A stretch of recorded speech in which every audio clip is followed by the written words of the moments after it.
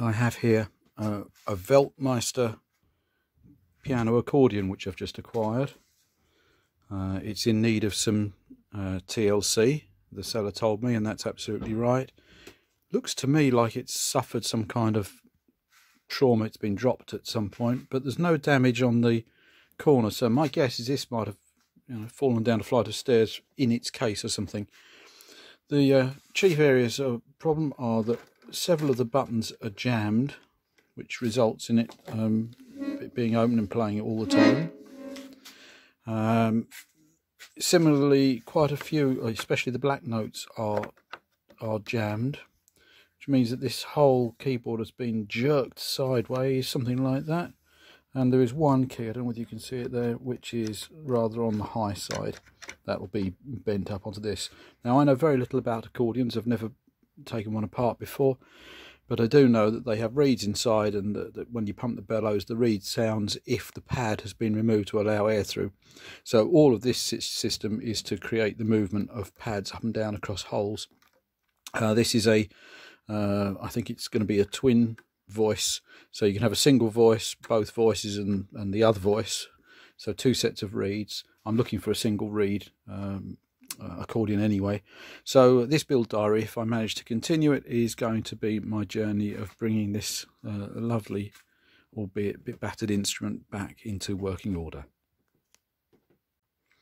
So the way I'm going to approach this is to open the accordion up. There's plenty of videos online about how to do that. Essentially, you take this section off by pulling these little studs. Similarly, the top set of bellows can be broken, and inside here and here will be the reed banks. And there's a pair of small screws on the side here. I can't see them through the camera, which will release the front. I'm going to start actually with that, I think, just to get a vague look at what is going on. And then if it comes to it, I'll have to remove a long piece of metal rod out of the side in order to free the notes up to repair them individually. So I won't go into detail with lots of stops and starts about how to get in. I'm going to get inside and then I'll film some more. So now I've taken the front cover off. There were two screws at the sides, as I said, very tiny, but also there were a pair of tiny little screws between the levers here of the tone changer, which had to come out, and then it took just a little bit of gentle wobbling to lift the top off. Now, once I'm in, there are a few problems. I should have spotted this first one. This here, it has to come out, so I don't get it in focus, has to come out in order to service the keyboard properly, and yet it's broken off or been sheared off, or it is inside. I can try removing the little nylon shim and see if I can then get a pair of pliers on it, but my guess is that's going to bite me in the bum. And the other thing I immediately observe is, as I said before, a lot of the keys are sticking. They look like they've been shunted and they feel very stiff in places. I think the springs are all right, but I think because they're shunted, they're rubbing against each other. So it's going to take a bit of resetting in order to get them to work. Without being able to pull the pole, the rod out, that's going to be very difficult, but we'll see where we go. The other immediate thing is that when you press these buttons, you can see that it's meant to move along and control this lever here, and there's something jamming this because it doesn't move cleanly into three positions. I don't know what that is, but it's likely to be behind here. I also know from watching another video that you can disconnect this in order to remove this section, which I can then look at separately, but there's a little tiny circlip here you've got to be very careful of, very small, don't lose it. So in my case, I probably will lose it, but I will attempt to catch that and put it in a box with all of the bits and pieces that I've taken off so far. So that's my next job. Okay, so I've removed the circlip without any issue, and that's safely in the pot. I can see that somebody's done a repair on this with some araldite at some point. I don't understand quite what that's about, and I haven't fully understand how the logic works here, but it would appear that you have two reeds in the middle and a single reed at the side, and one defeats the other pair, so I'm not quite sure what's going on there. Anyway, figure that out and maybe have a look on the net. Meanwhile, the lever, I can't see through this camera, there you go. Meanwhile, the lever is jammed too, so even when this is being changed, nothing's changing at the top. well, that's going to be mechanical. It's going to be behind into the reeds, I think. So I'm going to leave that on hold for a minute, and I'm going to concentrate on figuring out how to stop these jamming. Where the key is up in the air, is essentially just that this lever is bent, I think. I don't think it's broken underneath. However, I've got a suspicion that if I try and hold it down here and bend it back there, I'm going to end up with something breaking underneath. So I'm going to use stealth rather than bashing it around, and see if I can find a solution where I can reshape it, but without putting the delicate plastic parts under any stress. So now I've managed to get into the chord half of the left hand of the accordion, and you can see there is quite some mechanism in there. Now the problem I observed before is that some of the keys are jamming. I have just lifted them up so they're all in the up position, and I can't really see any damage. All I can see is that some elements of it move smoothly and some elements are stiff. So it's probably had some kind of drop or something like that, but it's going to take a bit of reworking to make sure they all move smoothly. So it's going to take a while to delve into that. One curiosity is that when I took the base plate off, which is here, there's a little rubber foot in each corner. There were only 3 of these. That was a bit weird. But when I took the lid off, the 4th one was inside. So somebody's been inside here and had a look at any rate. My guess is that this might have had somebody look at it and decide that a repair was difficult, done something to the front of the little mechanism to try and make that work, looked to take the keyboard out and decided that it was beyond their ability to repair. So that's where we are at the moment. I'll investigate further. So I've now removed the reed blocks that were in the front half. Interesting to note that I'll do this with a screwdriver, that the things that change the sound, the reed choices, are fairly smooth.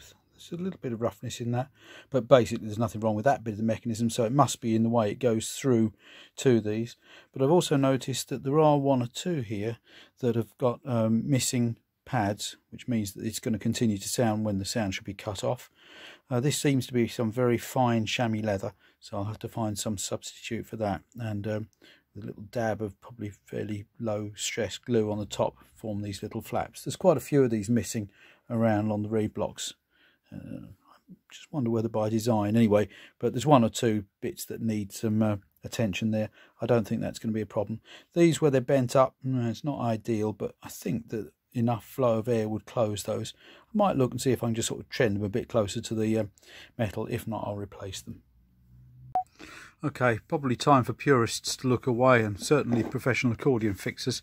I've had a good try at this. I don't think I'm shifting it. I can twist it, but only a little way. I think it's twisting. I think it's probably caught in amongst all of the little holes behind, bearing in mind it goes through lots of bits of wood and lots of little, I think they're metal, but might be plastic or wood underneath. It goes through an awful lot of stuff.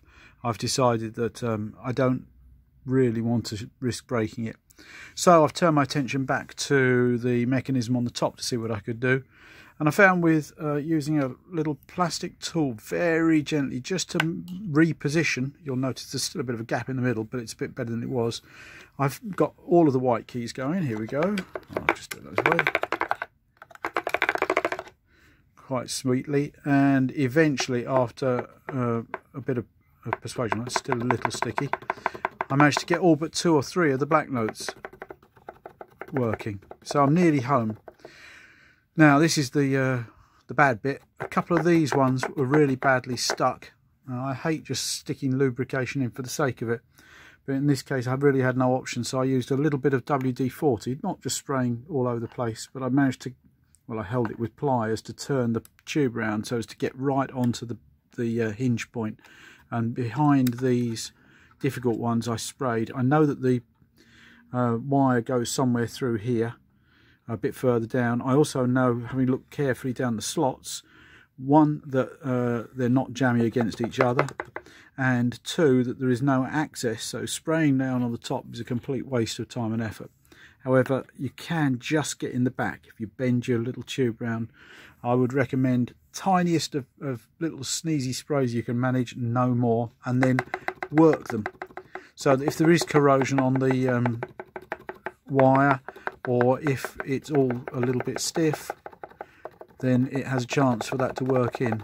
I chose WD-40 because it doesn't set very much, also because as far as I know it's reasonably inert for plastics, wood and metals.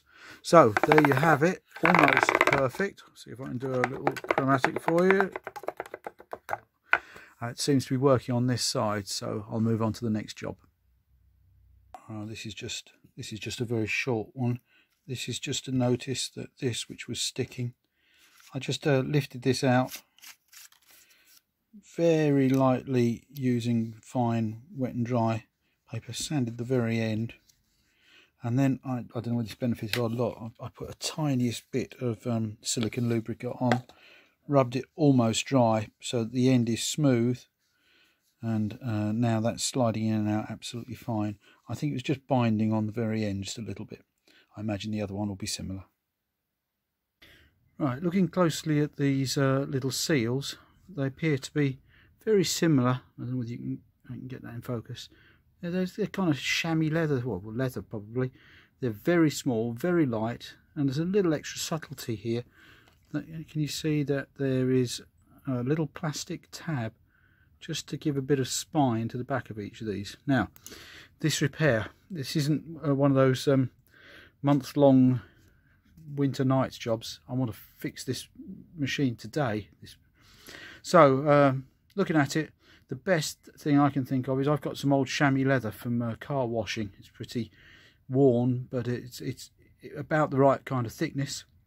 So I'm going to iron some of that between a sheet and a towel and see if I can get it flat enough, and then chop up some small strips and have an experiment. It is possible, by the way, to blow through these to test them. So I'll be doing that. I'll try an experiment first. If it works on one, then I reckon any that are missing I can repair that way. Not very purist, but if it gets the job done, it's not stupid. Right, so this next issue is to look at the back and see why it seems stiff, and I think I can see now why. If I lower this little button here and look where my thumb is, you can see that there is evidence of some corrosion there. I'd say that's probably damp caused that. Also, again, if you look at my thumb here, you'll see there's some rust on some of these pins, and it's all dry as a bone. What I would think a mechanism like this needs a bit of lubrication. I have looked in the bottom. There are no broken springs, and at least this set of pads is sprung and working fine.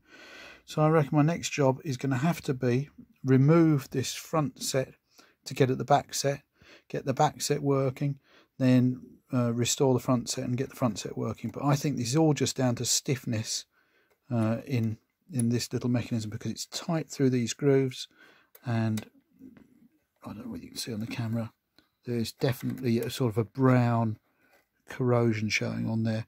If I can clean all that up, I think this will work. Right, I've taken the screws out of here. I'm a bit worried that once the buttons come up through the holes, it's going to be hard to relocate them, so I've taken a couple of pictures so that if anything does all fall apart terribly, I can get them back in. It's going to be, you know, a case of dangling 20 or 15 or so buttons and get them all located. But I think it's got to come out because it's the back set that are the most stuck. So here goes nothing. I don't know whether I can do this whilst I'm on camera. I can try.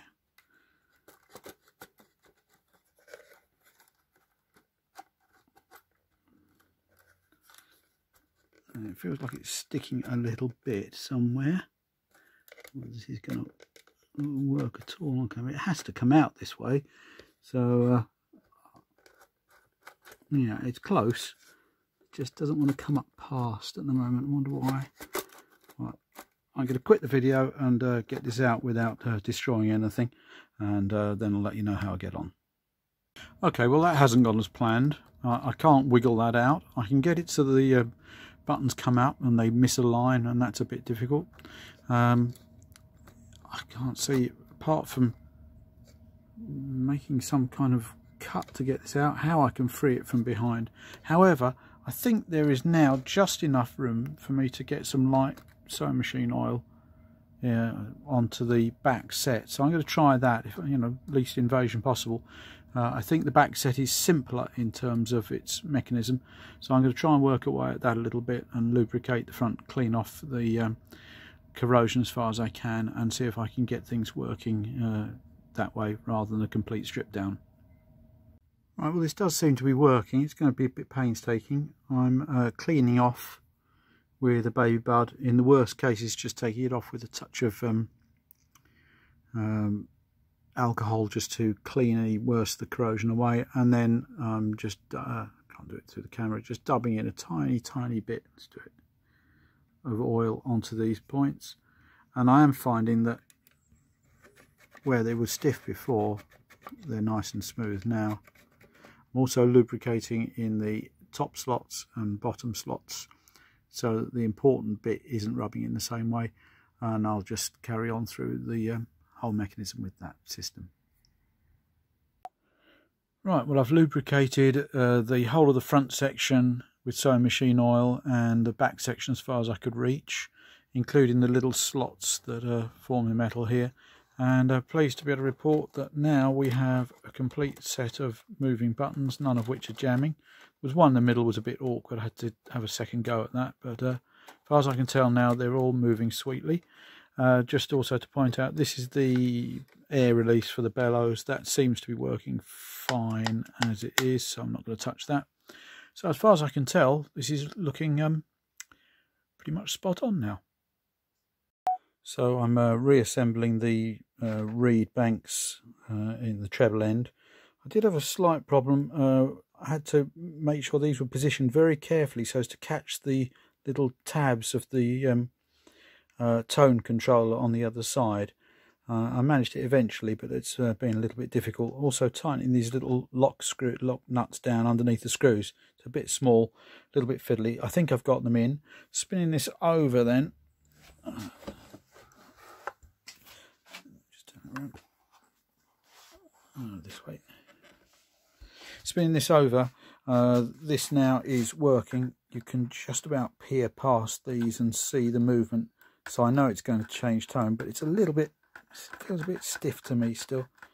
So I might have to work a bit at the mechanism that presses the buttons on the front. I've also cleaned these keys. They were pretty clean anyway, but they're now feeling really quite nice. Playing through the viewfinder of the camera's not very nice, but there you go. So all looking sweet, all doing exactly as they should, and I'll carry on with the reconstruction. So I've put it all back together, well, more or less all back together. Very pleased with most of this. I don't know if I can do this, but you can hear now it's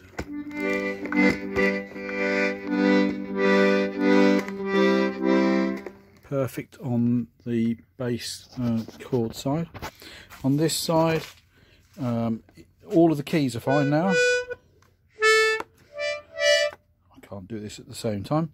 The other thing is that it hasn't been a complete success is the changeover. It works perfectly well, but it's a little bit too stiff. It's just too stiff and it's awkward, therefore, for this little mechanism to be strong enough to move it. And what's happening is it's bending here rather than twisting, so it gets locked into the double reed mode, which is the opposite of what I want. So I'll have to take the reed banks out again and try and figure a way of improving the smoothness of those little plastic strips that block off certain parts of the reeds. So that's where I'm at the moment. Pretty good go for the first session. I'm very happy. I've ordered some straps because it's difficult for me to play this without the straps. Well, I'm not going to be much good at it anyway once I have ordered them, although I'm a keyboard player. So that's where I am, almost set. No leaks, no problems, no catching, no sticking. All of the keys now perfect. Just those few problems to look to resolve. The changeover of the reed blocks was very stiff, and I realise that's down to a couple of things which I've solved, and also mounting it together in such a way that it fits together is a little awkward. So here's briefly this. Over time this felt has compressed, which means that when you put the reed block down and you secure it down, it's actually pushing on the little levers into the back block here. So it doesn't want to be tightly down. You just screw it down, in this case just until it's just firm, and then lock it off. No tighter than that. On this side I've actually added a little plastic spacer so it doesn't press down too hard, and with luck, once I put the reed blocks in, the changeover will work with only a light touch. Finally, putting these in, you can't just push them in because they will not allow the little lever to fit. So what I've found is that by leaving this lever stuck out the end, hooking it and catching it, and then moving it into position, that works much better. So just a quick tip for anybody doing this. And so now we come to the end of this repair. The buttons are all working, the changeover button's now working, all of the keys are working. A little rattly it sounds, but you don't really hear that when you're playing. All of the buttons are working in sequence and sets, and pulling down the various other notes that they do. Just get a bit better so you can see the notes go down. I think that was down to some damp or something inside. All perfect now. There's one note on the treble side where the tuning is a little bit strange. I might see if I can find out how to retune. I know you add mass probably by depositing a bit of metal on the end of the reed to make them deeper, and then you file off or scratch off to sharpen the notes. Anyway, that's outside of the scope of this. I dedicate this to the lovely couple that sold me this accordion, and I hope to enjoy playing it in the future.